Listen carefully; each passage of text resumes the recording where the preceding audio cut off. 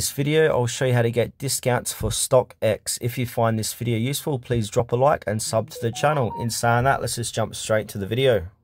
Alright, on my mobile device, I'm going to open up any website here, web browser, sorry, and now I'm going to go to Google. And now in Google, I'm going to type in discount codes for StockX, and then I'm going to hit enter. And now I'm on the Google results here. So I've got coupon follow StockX coupon codes for 2024. I'm making this video in 2024. $15 off. We thrift it.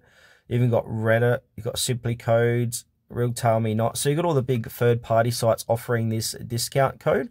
So you can click onto any one of them, but just check the expiration dates and make sure the code hasn't expired. So for this demonstration, I'm going to use coupon follow. So I'm going to click into coupon follow. If I scroll down, you can see other offers they've got here. You got $15 off, 10% off, $15 off.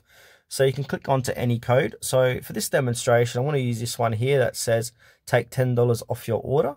So now I'm going to copy this code and now paste this code at the checkout section of StockX to redeem my $10 off my order. These codes, by the way, do change daily or weekly. So just come back daily or weekly to check out the different offerings.